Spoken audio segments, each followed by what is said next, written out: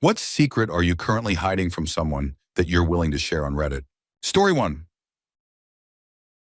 My husband has very large feet, so large that there are only a few places I can buy him shoes.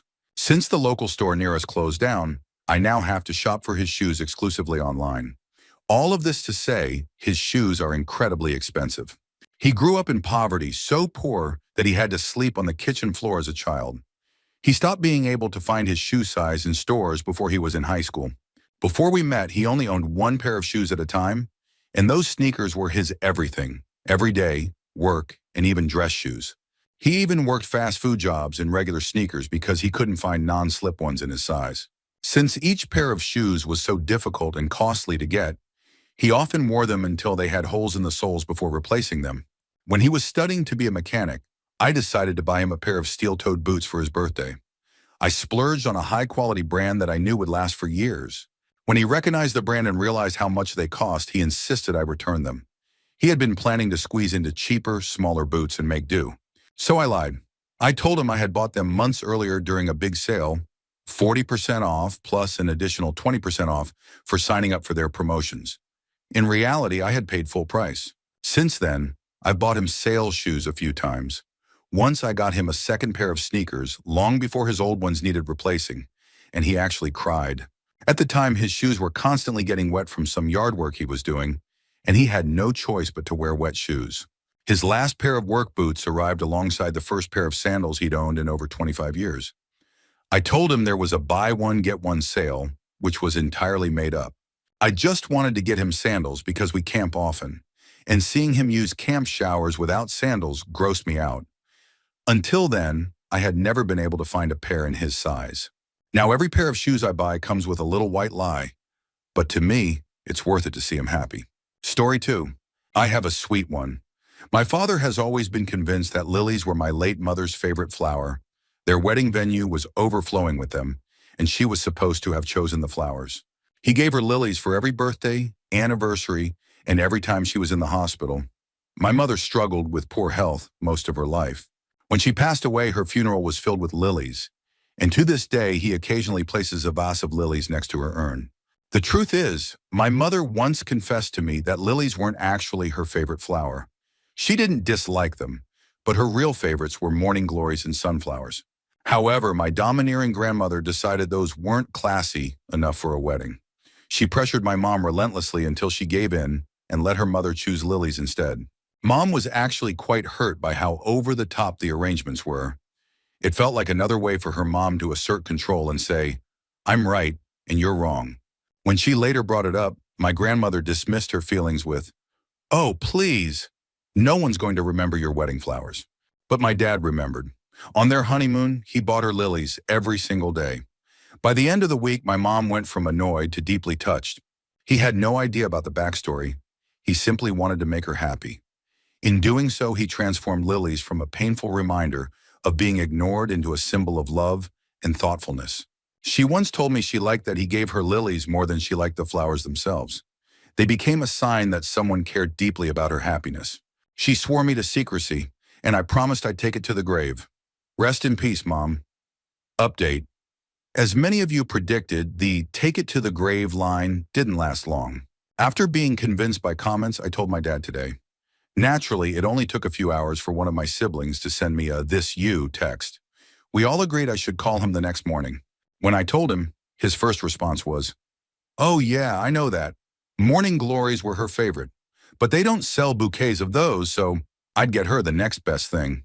Apparently, she always told him lilies were her favorite, but she talked about morning glories so fondly that he figured it out on his own.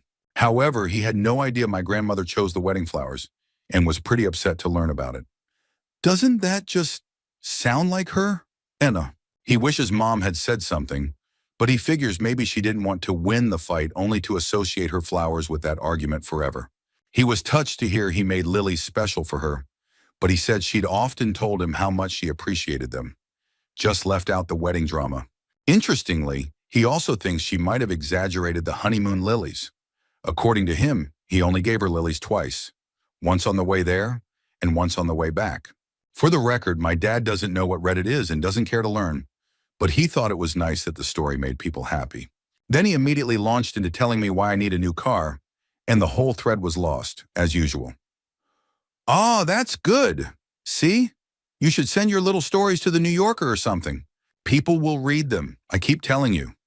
My dear old dad, who only vaguely understands my side hustle and has endless faith in me in the publishing industry. One last thing, Dad somehow completely missed that Mom loves sunflowers. He doesn't even believe me about it. "Nah, I think you misunderstood. She liked that Van Gogh painting. That's what she meant. The painting of sunflowers, Dad. That's why." But hey, you can't win them all. Story 3. Every now and then, I accidentally, but very much on purpose, fail to hang up my phone properly after finishing a call with my daughter-in-law. Afterward, I make sure to talk to my husband about how much I enjoy talking to her, how lovely I think she is, how glad I am that our son chose her, and whatever other kind words I feel might lift her spirits. She doesn't have a family that uplifts her, just the kind that tears her down. I started doing this after my son told me she once came to him in full-on, snotty tears. Apparently, I had butt-dialed her by accident while talking to my husband about her. She stayed on the line, expecting the worst because that's what she's used to hearing from her family. Instead, she overheard me saying all sorts of wonderful things about her. My son told me it touched her deeply and gave her a confidence boost that lasted for weeks. Ever since then, I've made it a habit to accidentally not hang up properly when I think she might need to hear something positive. Neither of them suspects I'm doing it on purpose. They just think I'm getting older and worse at handling technology, and I'm perfectly okay with that. Story 4. I'm not sure if this counts as hiding, but I've never told anyone about it. When I was 15, I transferred to a new high school and quickly fell into a bad place mentally. Depression hit me hard, so bad that I was sleeping almost every hour I wasn't in school. But that's not really the story. The school felt so dreary, and I didn't have any friends. Sometimes, just to escape for a few minutes, I'd go to the bathroom that was usually empty during class and take a moment to gather my thoughts. One day while I was there, I wrote a little message on a Post-it note, "You are beautiful," and stuck it to the mirror before leaving. I don't know why I did it, maybe because I needed to hear it, so I thought someone else might need it too. When I went back to that bathroom the next day, the note was still there, but now there were replies written on it. People had written about how much they needed to hear that message, and it honestly made my day. Knowing that I could make even a few other sad teenage girls smile during a tough time made things feel a little brighter for me too. After that, I started doing it more often, leaving little notes on the mirror every month or so for the rest of that year. It was a small thing, but it helped make a dark time a little better, for me and maybe for someone else too. Story 5. My nieces and nephew believe that the internet at our house gets really spotty after an hour. It always seems to happen when they're watching cartoons or YouTube Kids on the tablet. They think they've cracked the code. I often hear them explaining to each other that it must be something weird our house does when too many devices are using the router. They've even figured out that it always seems to come back after about 15 minutes. Yep, that's exactly it, I tell them, impressed by their technical expertise, all while discreetly tapping the Block Devices button on our router's phone app. They have absolutely no clue that I'm the one causing the mystery. But since it's the most effective way to get the tablets out of their hands and get them outside to play for a while, I'm not about to tell them. Story 6. This will probably get lost in the shuffle, but I need to share it anyway. I killed my brother's dog. I know how bad that sounds, but please let me explain. The dog was very old, so old that he was little more than a walking skeleton. He couldn't see or navigate a room without getting confused. He could barely hold his bowel movements, and more often than not, he needed a bath because he would go on himself. He was clearly suffering and in constant pain. My brother couldn't bring himself to let him go. The dog had belonged to his ex-wife and was one of the few remaining connections to a happier time in his life. He admitted multiple times that it was time to let the dog rest, but he just couldn't do it. He was planning to let the poor dog live until the moment he simply collapsed from exhaustion and pain. I had helped raise that dog from the time he was a 2-week-old puppy. I watched him on weekdays, spent countless hours with him, and loved him like he was my own. Seeing him in that state broke my heart, so I made a difficult decision. One day my brother had to deal with an unexpected work issue, and his swamp cooler had broken down on a particularly hot day. He brought the dog over to my dad's house, which I was house-sitting at the time. My dad, being diabetic, had several vials of unused insulin in the fridge. After doing some research, I decided what I had to do. I gave the dog the best day I could. He couldn't walk much anymore, so I drove him to his favorite spots with the windows down so he could feel the breeze and smell the air. I got him some soft foods he loved and spent the whole day playing with and petting him, just like when he was a puppy. Then I gave him an overdose of insulin. If you don't know, it's a very painless way to go.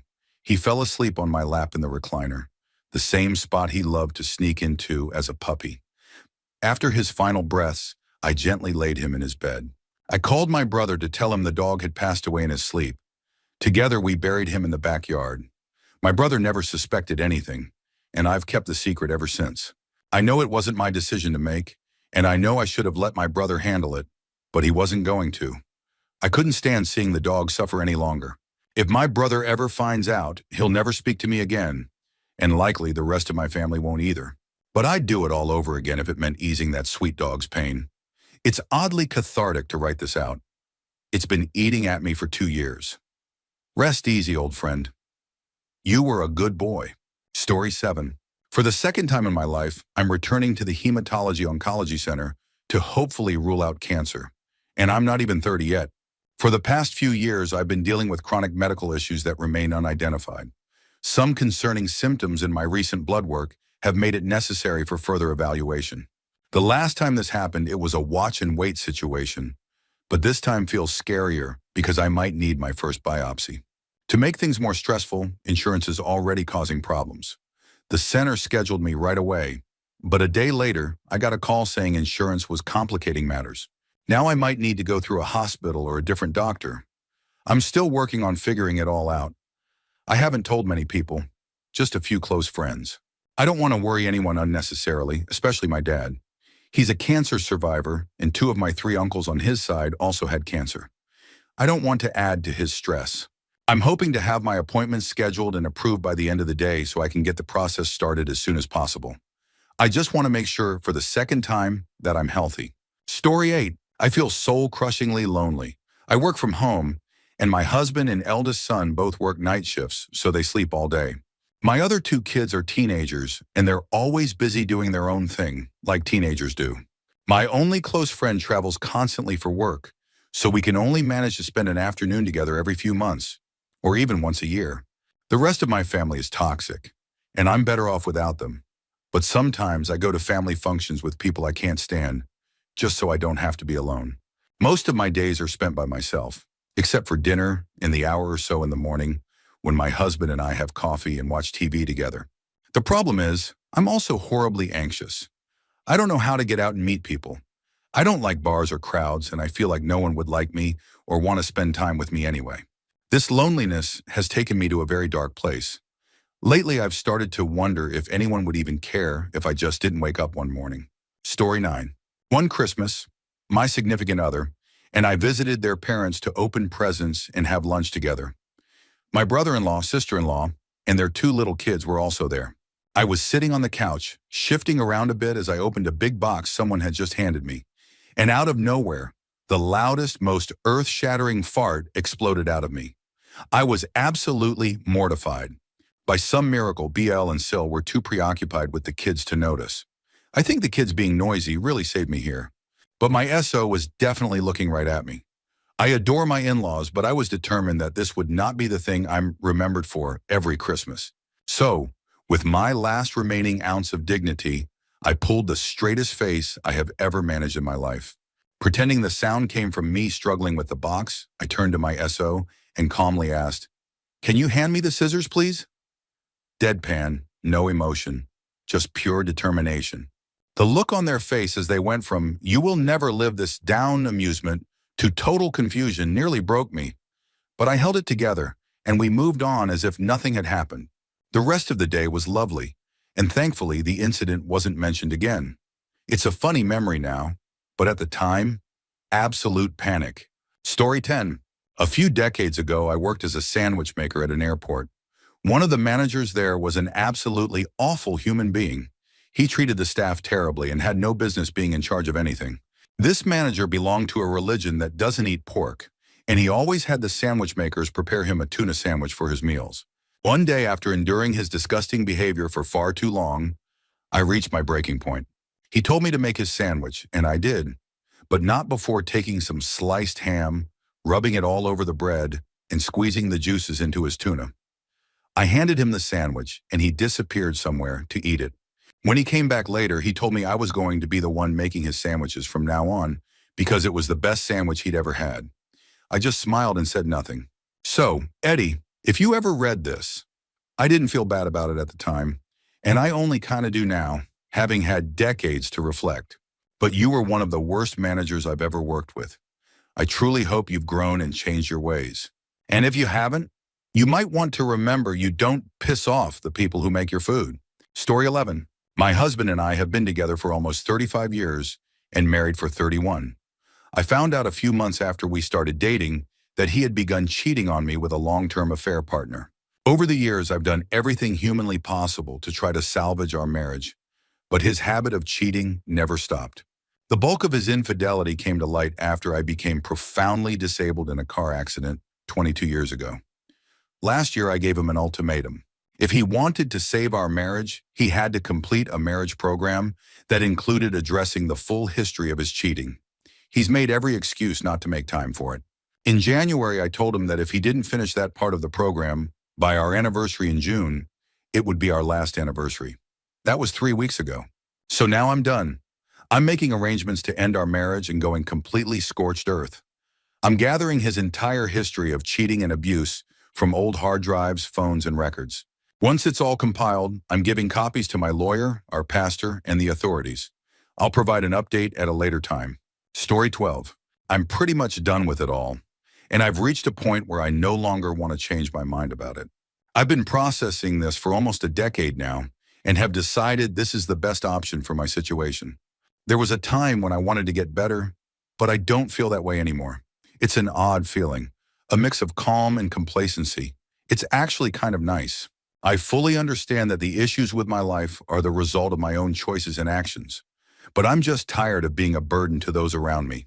I have plenty of people I could talk to, but I don't want to. People have enough going on in their lives without adding my problems to the pile. I've spent my whole life being kind and gentle to those around me, but that's eroded over the years. Now I feel like I'm just a cold, calloused shell of who I used to be. I don't like it, but I also don't care enough to fix it anymore. This is how I'll be for the rest of my life, and I've come to terms with that. Reality has worn me down, and I'm done fighting. At the end of the day, though, I've been selfish, and maybe I'll round it off with one final selfish act. I know there are wonderful things in this world. Life has been quite an experience. I've lived more than some people do in multiple lifetimes, had friends, traveled, fallen in love. But none of that seems to matter anymore. All that matters in this reality is money, and I don't want to participate in that system any longer. Ultimately, it's my body, my choice. No one can take that away from me.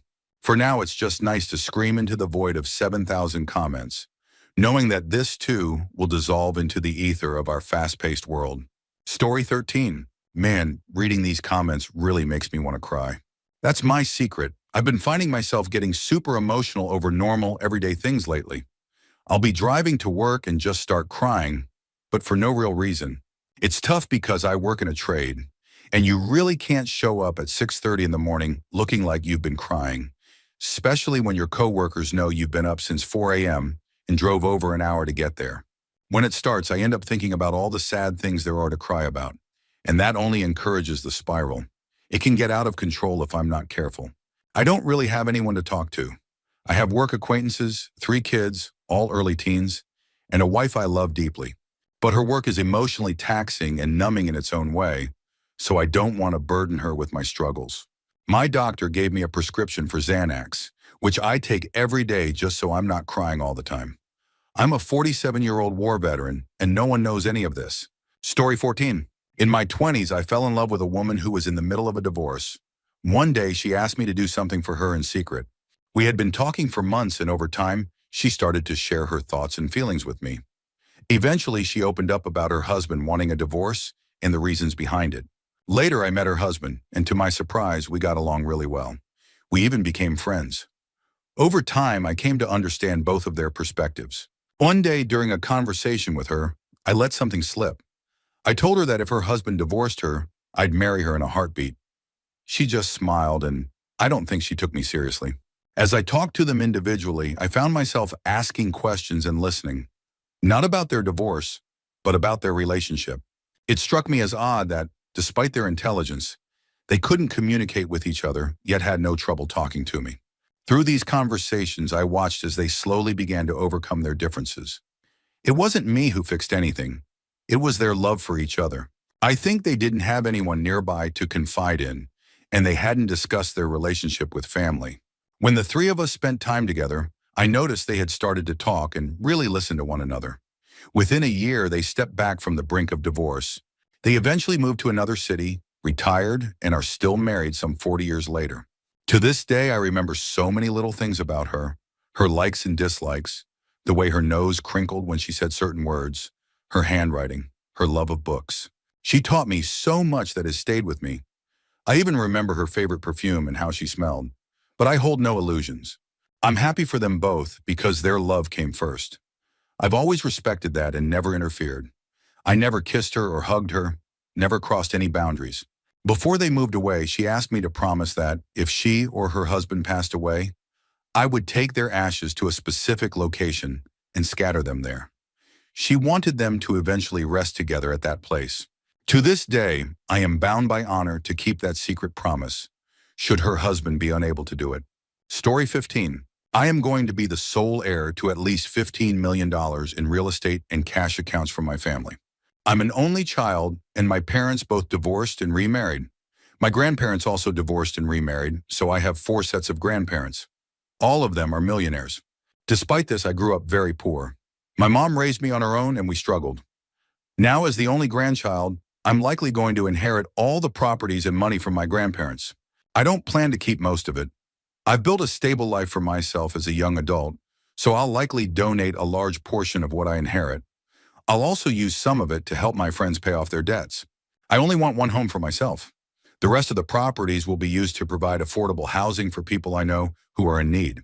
The total value of my family's properties is well into the $10 million range.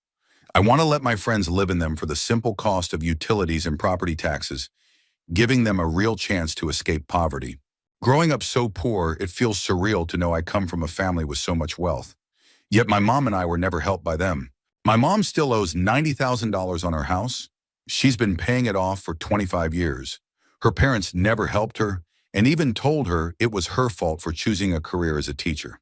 She's 61 now with no retirement or savings, and I'll likely have to support her and my stepfather as they age out of being able to work.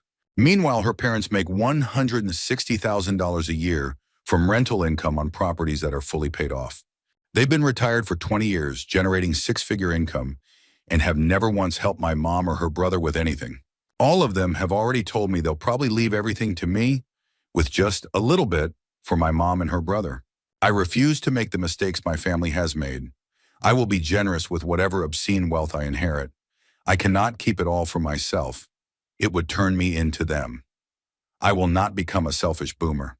Story 16.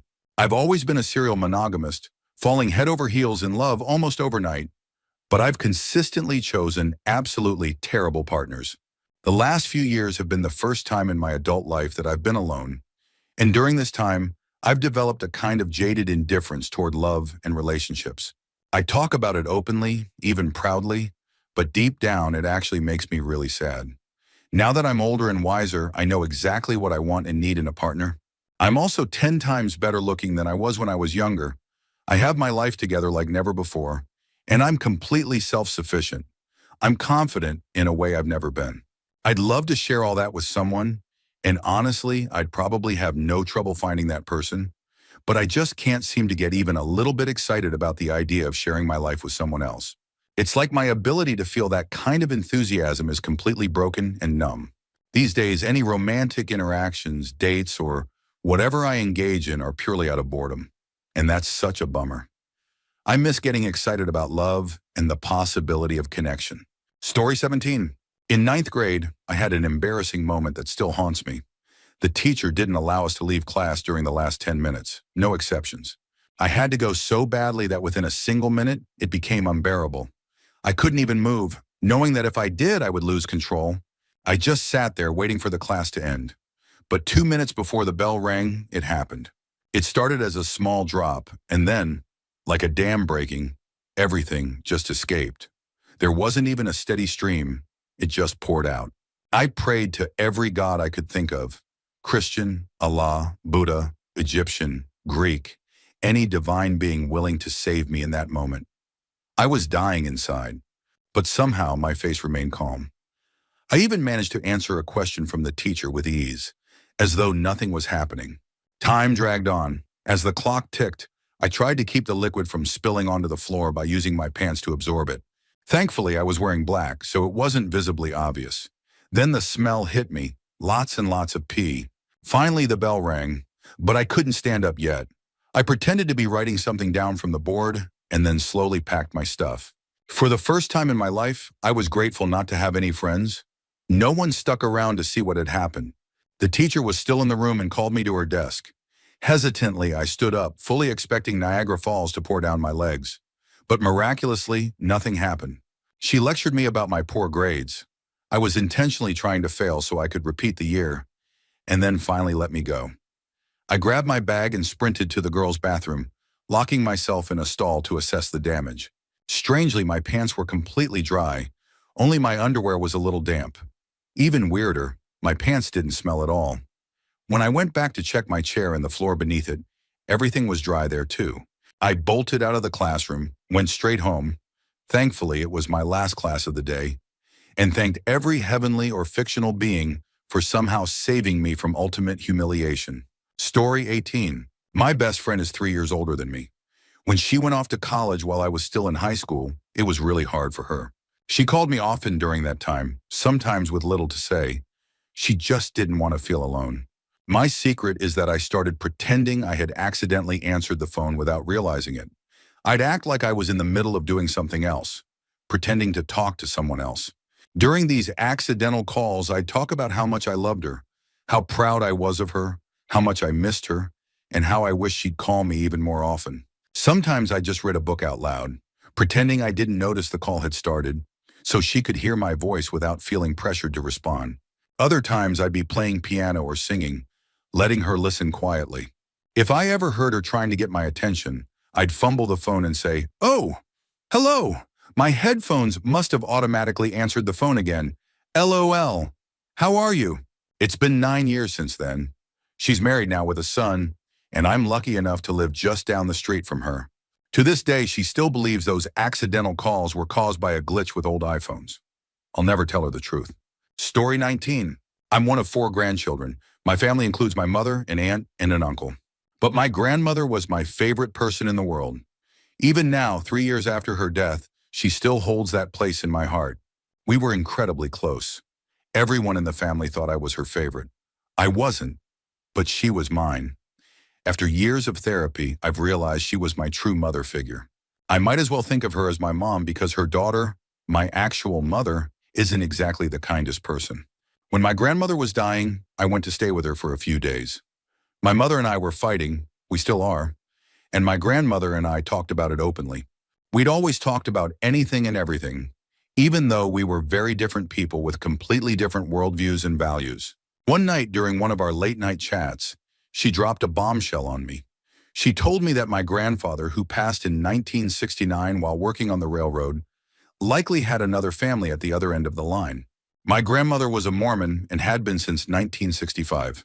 She didn't drink, had only tried it once, but somehow she bounced a check at a bar in a town she had never been to. She went to the bar with the check and asked the bartender if he had ever seen her before. He said no. When she asked who wrote the check, he told her, "Some lady that said she was you, I guess." From that moment, she began to suspect my grandfather was hiding something. She never found any solid proof, though. He died of a blood clot less than a year later. She told me she had never shared this with anyone. Not her sisters, not her kids, not my cousins, not even her second husband. Just me and God. She said she needed to tell someone before she passed, but asked me never to share it with anyone else. Looking back, maybe I was her favorite after all. Story 20. My husband and I make $25,000 a month. That's crazy money compared to where we came from. We're both in our mid-30s on our second marriages, and we've worked hard to get here. I'm retired from a full military career, and we both have advanced degrees. Just 4 years ago, I was in a horrible, toxic relationship. $50,000 in credit card debt, and living out of my car or crashing on friends' couches. My husband went through his own struggles too, but we both decided to make changes in our lives separately before we even met. By the time we found each other, all the growing up we needed to do had already been done. We worked hard together, and now we're 100% debt-free. We just built our dream home. We live well below our means with one child, which leaves us with plenty of money to save, donate, and spend, more than we've ever had in our lives. But it's hard to share our financial success without sounding like we're bragging. The truth is, I'm just so proud of us. I'm not bragging about the dollars themselves, but about the freedom we've built for ourselves through hard work and perseverance. We freaking did it, babe, and we're just getting started. Story 21. My dad doesn't know I was expelled from high school my junior year for skipping too much. I missed 75 days and the school told me I couldn't come back. They said I could try summer school to make up the required credits, so I took the chance. I told my dad I was going to summer school to get ahead. In reality, I had 7 credits to earn, while the other kids in the class only had 2 at most. We even did a poll in class, and I had by far the most credits to make up. The teacher even told me they didn't think I'd be able to pull it off. But I figured out how the system worked and managed to complete all 7 credits in just 2 weeks. The teachers, realizing I was supposed to attend for the entire summer, due to attendance requirements, made a deal with me. Since there was nothing left for me to do, they said they'd mark me as present every day for the rest of the summer, as long as I didn't tell anyone. So that's what I did. I went back to class my senior year like nothing had happened and graduated on time. That's probably the biggest secret I have. And it's funny because I'm usually honest to a fault. But this one, I'm keeping it. Story 22. I was recently diagnosed with keratoconus. My vision has deteriorated so much that my best hope for improvement is a corneal implant in my left eye, the one with poor vision, and a cornea transplant in my right eye, which I'm completely blind in. I'm only 19, and if I don't do anything, I'm expected to be completely blind by 30. I've told 2 close friends, but I downplayed it in a joking way. Humor has always been my coping mechanism. I haven't told anyone else, not even most of my family. The person I especially can't bring myself to tell is my grandfather. My grandpa has always been my biggest supporter, particularly when it comes to my passion for art. He's the one who believed in me and loved me unconditionally, even when I struggled with severe mental health issues and ended up hospitalized as a teenager. He was the one who visited me when my parents wouldn't. Over the years, he's bought me countless art supplies, including a large drawing tablet that connects to my PC. I've always loved art, drawing and creating life on paper and digitally. But when I turned 15, my vision started to decline rapidly. I noticed I couldn't strain my eyes long enough to complete a piece. Seeing details became harder, connecting lines was an issue, and even with digital art, I couldn't read the brush names or labels in the programs I used. I had to zoom in constantly, which disrupted my focus, and with my ADHD, it became exhausting. I stopped drawing regularly because it became too much for my eyes, or rather, my one good eye to handle. Recently, I tried getting back into it after a 2-year break, but I can't see what I need to see to create.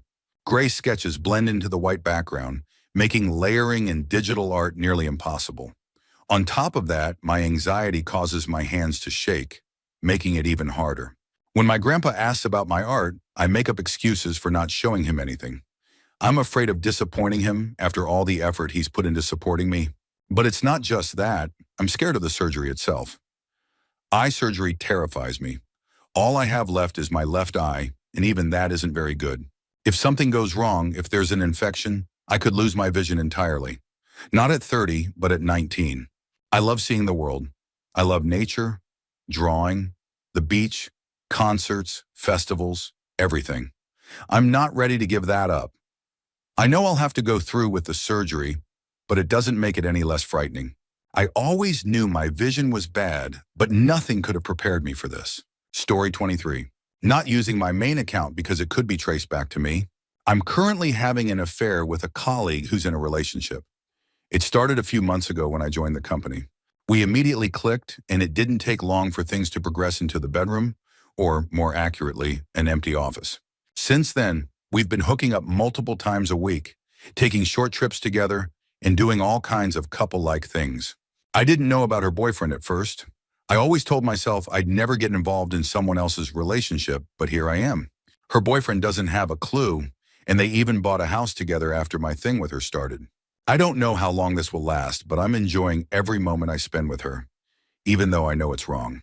Weirdly, I wouldn't mind if she broke up with him and became exclusive with me. But at the same time, this situation is proof that she's willing to cheat when someone more exciting comes along. Story 24. I love when my 18-month-old falls asleep on me. Not because I get some time to myself while I'm nap-trapped, but because it's one of the few times he's so still that I can just study his little features. For those minutes, I get to soak him in without him pulling any shenanigans. I know that one day he'll fall asleep on my lap for the last time, and after that, he'll choose his bed or his room instead of me. Every night he falls asleep on me, I spend at least 5 minutes just staring at him in awe. I gently boop his nose with mine, breathing in his sweet baby scent. I stroke his hair back from his face, marveling at its color, and kiss his forehead before resting mine against his. When he's awake, he's all movement, chaos, and energy. But those 5 minutes, they're a perfect pause in time where I can truly revel in all his tiny details and feel the purest love. Story 25. My father committed suicide in 2013 after breaking 21 years of sobriety and my mom leaving him. The rest of my family has moved on, but I haven't. My dad was sober my entire life. He was deeply involved in AA, a local politician, and a well-respected figure in the community. But behind closed doors, he was a different person. Narcissistic, angry, and mean. He was a dry drunk. He treated my mom and sisters like angels, but was controlling and demanding. We had to follow his every command to maintain the image of the perfect sober family. I was the black sheep, the only boy in the family, and I feel like I've been left on the margins ever since. My mom and sisters were able to heal and build positive, healthy lives together. I've been left to deal with the scars alone, as I imagine he would have wanted. He put me down constantly, made backhanded comments about my hopes and dreams, and directed his anger at me. I'll never forget one incident when I was 13. After losing a hockey tournament, my teammates and their parents, because I was the only Indigenous player on the team, blamed me and told me off. My father stood there and nodded in agreement. On the ride home, he didn't say a word to me, but the look of pure disgust and shame on his face said everything. He wouldn't talk to me or even look at me for days. When I wanted to learn to play guitar, something he loved and played in a local country band, he mocked me for wanting to be a rock star. The list of ways he hurt me goes on and on. While in a 6-month treatment program, my caseworker told me my relationship with my father was wrong in every sense. As a child, I deserved better from the adult who was supposed to love and protect me. But even knowing that hasn't helped me move past the pain. To this day, as a 32-year-old man, I feel like I need to justify every decision I make. I live in constant fear of judgment and anger, and I know this is a trauma response to the years of criticism and rejection I endured. I still carry deep-seated resentment toward him, and I know I'll never fully get over it. No amount of therapy will erase the damage. That man hurt me in ways I can't even begin to express. Because of this, I avoid relationships, platonic and romantic, because I feel too broken to connect with others. When new people come into my life, I keep this part of my past a secret. If someone asks about my father, I just tell them he's on vacation. It's a secret I plan to take to the grave. Story 26. That my dad's probably not my dad. I'm 31 years old, and about 4 months ago, I was on the phone with my mom. I joked about how I'd probably never get a DNA test because I didn't want to be disappointed when it confirmed what I already knew, that my dad is my dad. This wasn't a new joke. I've made it for years. But this time, my mom decided to tell me that there was actually only a 50-50 chance of that being true. What? She then proceeded to tell me about a friends with benefits situation she had before marrying my dad. Apparently, she and this guy were together numerous times, including the night before her wedding, and continued seeing each other until my dad finally moved in 6 months later, right after she found out she was pregnant with me. My parents' marriage was one of convenience. My mom was a divorced single mom, and her parents wanted her to marry someone. My dad, meanwhile, was in his 30s, unattached and still living with his mom in the early 90s, a situation his Mormon mother was not thrilled about. I guess there weren't many other prospects, especially considering his personality wasn't exactly winning him any points. My mom didn't even like him much, and to this day, I can't figure out how she gave him the time of day. He didn't even want to move in with her after they got married because he didn't want to contribute to rent or bills. It took 6 months for him to finally move in with his wife, and 6 months after that, I was born. For context, I was born 2 months premature due to complications. My parents divorced when I was 2. My dad was neglectful and emotionally manipulative, and our relationship has always been difficult at best. As for the other guy, my mom and he were together far more often than my actual parents. Interestingly enough, he was an aircraft mechanic in the Navy, which ended up being my first job too. Total coincidence, but still weird. Looking at some old pictures of him my mom has, I think I might look like him. He even used to remark that I look like him. Mom thinks he probably knew the truth, but never said anything because of the bitter custody battle between her and my dad. Her lawyers told her to bury that secret, so she did, until now. My siblings, who share the same father, and we are 100% sure of who that is, now know too. But my dad will never know. I've decided I won't do a DNA test until after he passes. Story 27. Not really a secret, but something I don't talk about much. My mom was born in November and died in April. I was born in October. My dad killed her when she was just 26 years old. I was 3 at the time. Last October, I turned 26, which means I've officially lived longer than my mom ever did. It's such a strange, eerie feeling. I got married in January of last year and have been working on building a portfolio to pursue my dream of becoming a tattoo artist. It's all I've ever wanted to do, ever since I was a kid watching shows like LA Ink and Miami Ink. Seeing people covered in tattoos and creating art on others inspired me. Now I plan to spend the next year refining my work and seeking an apprenticeship. Even with everything going on, I can't help but wonder if my mom felt the same in her final moments, like she hadn't really begun her life. Sure, she had me, and I'd been around for a few years by then, but still. I thought by the time I turned 18 or 21, I'd feel like an adult. Instead, I feel like a kid in an adult costume. Adding to this, one of my exes was killed last year at 26, just weeks shy of his 27th birthday. He was in the wrong place at the wrong time. He had recently become homeless after losing his job due to unreliable transportation. If he'd still had that job, he wouldn't have been where he was when it happened. They caught the guy responsible, but there wasn't enough evidence to convict him. Last I checked, he'd fled the state and killed at least one other person since. It's been a rough year, but I'm doing what I can to achieve my dreams since my mom never got the chance. I don't know what I believe in, but if she's out there somewhere, I hope she can see me. I hope she'd be proud. I've struggled a lot with my health, likely inherited from her, as she had her own issues, but I'm still here, longer than I ever thought I'd be, and I hope to be here a lot longer. Story 28. I feel like the other 3 members of the band I'm in are closer to each other than they are to me, even though one of them is literally my sibling.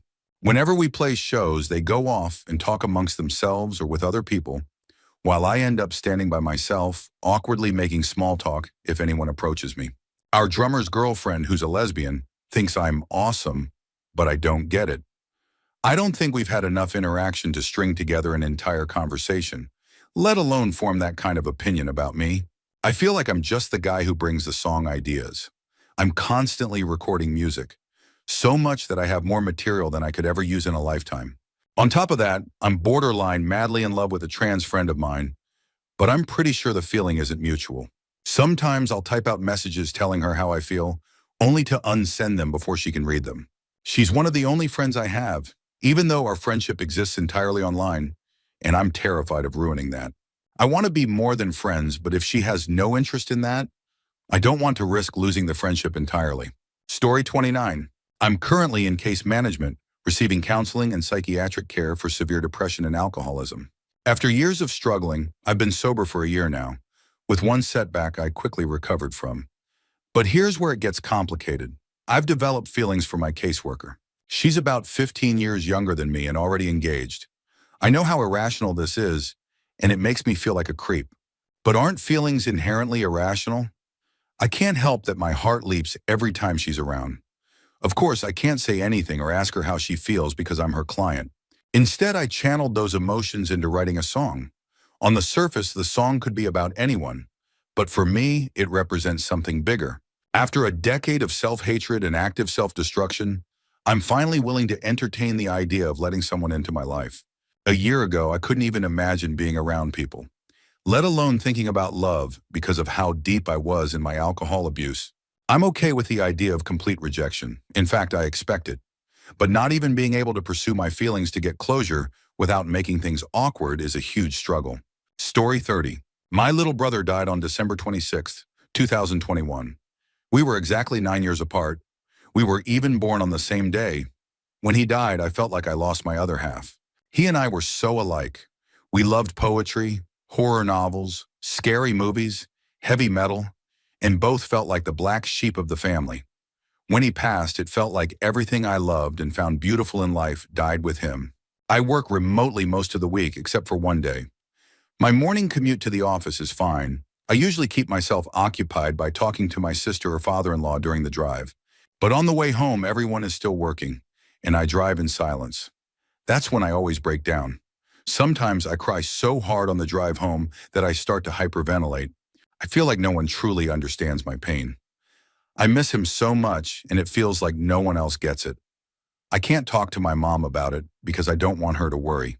My sister tends to dismiss my grief by saying he was mentally ill and likely schizophrenic. Even my husband, who is so supportive and empathetic, having lost his own brother 12 years ago, doesn't know how to console me. When I try to talk about it, he just says he's sorry, but that's it. I'm in therapy and see a psychiatrist to help me cope, but nothing seems to work. The grief is still so heavy. I just don't know how to move forward without him. Story 31. Once my female friend and I visited my village in rural India. She's someone I respect deeply, and while I had feelings for her at one point, I later decided it was better for us to remain just friends. In the village, there wasn't much space, so we had to share a room. The bed was big, so we stayed on opposite sides, and sometimes the little kids would come in and sleep between us, because in rural India, it's not really acceptable for a boy and a girl to sleep in the same room together. One night, the electricity went out, and the room became unbearably hot. The kids left and went to sleep on the roof, but she stayed because she was deeply asleep. I could see she was uncomfortable, tossing and turning from the heat. I couldn't just watch her struggle, so I grabbed a traditional Indian hand fan made from palm tree leaves and quietly fanned her for 3 hours until the electricity finally came back. Story 32. My best friend of 20 years and I broke up. A few years ago, I got divorced and wanted to move back home. He offered to let me be his roommate, and thanks to him, I was able to buy a place. I gave him a room for a small rent of $500 a month, an incredibly low price in a city where rent is easily twice that. He told me he planned to go back to school, something he'd stopped during the pandemic, so I wanted to help him out. He'd been there for me during my divorce, and I wanted to return the favor. Around that time, I met someone. They didn't exactly get along with my friend, but they both tried for my sake. Eventually, though, the tension became too much for him, and he said he was going to move out. That was in November 2021. He never moved out, of course. Then my girlfriend, now wife, found out she was pregnant. I was scared but ecstatic and couldn't wait to share the news with my best friend. His first words were, "Do you need money for an abortion?" I was furious but didn't want to argue, so I let it go and told him no. I was excited about becoming a father. I also told him I'd need him to move out by a specific date, giving him around 70 or 80 days notice. By this point, it had already been months since he said he'd leave. Eventually, he did move out, but since then, we've never spoken. The truth is, I miss my friend. I know he was wrong and toxic, and I know it was time for him to go. But it still hurts to lose a friend in your mid-30s, especially one you've had for 20 years. I don't have many friends left, but at least the ones I do have are great. Still, it stings. That's my secret, I guess. I miss him. Story 33. I've been an everyday meth user for about 10 years now. Despite that, I have a really good job that allows me to travel to major cities and vacation spots. I pay my bills on time. I don't commit other crimes or use any other drugs. And I've maintained solid relationships with my family. Physically, I'm 55. I have all my teeth without a single cavity. I eat healthy, sleep well, and have no health problems. I'm not on any medications, and I still believe in God and the power of love. This is the only thing I lie about to anyone. If meth didn't help me with my work energy or give me patience and focus to deal with customers and unexpected events, there'd be no point in continuing. I don't spend much money on it, and I don't use it to get high.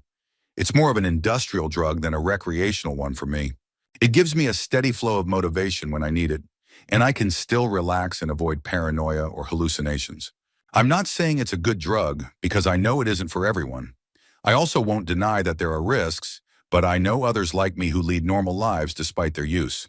Non-users often have an outdated perspective about the drug, the user, or both. I've kept this a secret because people wouldn't understand. At this point, I don't use it as often, and I've found I'm fine when I don't have it. After 10 years, I think I've earned an authoritative point of view on the subject. There are about 8 people I know personally who live the same secret life I do. It feels good to get this off my chest. I don't want to persuade anyone about whether it's good or bad, but I do feel a sense of guilt for having such a big secret. I'm curious about what people think. If you've never used it and just want to chastise me because you hate the drug, I probably won't take it too seriously. But I'm open-minded enough to read and consider all sides. Story 34. I talked to a guy online for a few months, though we'd liked each other for much longer. We hadn't seen what the other looked like until one day we decided to do a face reveal. 6 days later, he ended things. He told me he didn't like my aesthetic and later admitted to my sister that I didn't match him physically. When I asked why I wasn't good enough, he said there were several factors but wouldn't elaborate. I cut contact with him for a few months, but eventually he came back, asking to be friends. I gave in. I've never dated anyone, and no one has ever expressed interest in me. I'm in my late 20s, and this experience has solidified a painful belief that I'll never be good enough for anyone. All I've ever wanted is to be accepted, to love and be loved equally and genuinely. I just want to be a wife and a mom. It's been a year, and I'm still in love with him. I've loved him for 2 years, but he's also the reason I'm suicidal. I make jokes about wanting to KMMS, but they're starting to feel less like jokes and more like truths. He's destroyed my already fragile self-esteem and ruined my mental health. I don't know how to move forward, and every day feels like I'm sinking further into the pain. Story 35. I've been in the restaurant industry for 29 years. 3 months ago, I quit my position as an executive chef at a high-volume restaurant where I'd worked for 12 years. I realized it was time for a change and decided to take a job with less responsibility to clear my mind and take a break. I found a job at a local restaurant just 3 blocks from my home. It was one of those hire-on-the-spot situations. I didn't tell the owner about my years in leadership positions because I didn't want to be put in charge. I just wanted to be the guy who shows up, cooks, and goes home. The thing is, this restaurant is struggling. The chef is inexperienced, and the operation is messy. There's a huge part of me that wants to step up and help him, coach him on how to command a team and manage the kitchen. He has great potential and drive, but just needs that push. But I hesitate because I don't want to be the new guy who looks like he's trying to take someone's job. The kitchen team is tight-knit, as a good team should be, and I don't want to mess up that dynamic. I can't stand to watch someone fail when I know I could help. But at the same time, I really like being just the line cook from down the street. I feel like Clark Kent trapped in the phone booth. I'm torn between stepping up and staying quiet. If I say nothing, am I being selfish? Or should I take the risk and have a one-on-one conversation with him? Story 36. I'm deeply in love with her. She's the one thing I think about almost constantly. She's the most wonderful person to have ever come into my life. When I interact with her, it's never a heart-pounding, nerve-wracking experience. Instead, it's this warm, calming joy that fills me completely. She's smart, witty, beautiful, ambitious, loyal to her family and friends, and unafraid to stand up for her ideals. I adore her more than anything in the world. Lately, we don't get to talk much because of our conflicting work schedules, but whenever I get a message from her, it never fails to make me smile. I'm not sure if I can pursue a relationship with her, though. Work and distance are factors, and I'm not sure we're in the same place in life or want the same things. Still, I'd be willing to try. I know she loves me too. She said as much in the past. I've decided I'm going to tell her how I feel when we meet up for my birthday plans. She couldn't make it to the group celebration, so it will just be the 2 of us. Whatever happens, I'll accept it. If I'm destined to be just her friend, so be it. The only thing worse than not being with her romantically would be not having her in my life at all. She's been there for me during some of the lowest points in my life recently, and she's never wavered. No matter what, I want to show her the same love and support she's shown me. Story 37. I, 30F, have been with my boyfriend, 35M, for a little over 6 years. We've talked about marriage many times, and he said he plans to propose. I've had a feeling it might happen in the next year or so. In March of this year, my sister tragically passed away, leaving behind her daughter, my niece, who is now 11 months old. My mom, 62, has custody of her, but isn't in a position to raise her, and I'm really the only viable person who could take her in. My boyfriend and I don't have children and live a fairly easygoing, low-responsibility life. We both work in the service industry and have irregular schedules. Financially, I don't have much to my name. Before my niece was born, my sister was considering adoption, and my boyfriend told me we would take her if it came to that. But my sister ultimately decided to keep her, and chaos followed, which eventually led to her passing. When I briefly mentioned taking my niece in after my sister's death, my boyfriend said we had already decided against it and shouldn't change our minds just because a tragedy happened. We've taken my niece overnight multiple times and helped care for her, and I've realized I want to adopt her. I've gone over this in my heart and mind countless times, and I know I couldn't live with myself if I didn't take her in. I'm absolutely terrified about what this would mean for my life. It would change everything. I'm scared to bring it up with my boyfriend because if he says no, I feel like I'll have to end our relationship. I love him, and I plan to spend my life with him, but I can't choose him over my niece. I've been living in a constant state of stress and anxiety, unsure of when or how to have this conversation with him. I'm terrified of what the outcome will be. I keep this mostly to myself because I already know what I want, and nothing anyone says will change that. Everyone has their opinions, but they're not living my life. I don't even know how I'll afford this, but I'm determined to do my best for her. Story 38. I took someone I loved on a trip to another country. I was too young to know then how much strain traveling together can put on a relationship, especially in unfamiliar places. The trip wasn't going well. We were arguing constantly and neither of us was happy. One night she told me she wasn't feeling well and wouldn't be able to go to the place we had planned to visit the next day. She said I should just go by myself. What she didn't know was that I had accidentally seen she had bought bus tickets to that very place, the one she really wanted to visit. It was also a place I'd wanted to take her.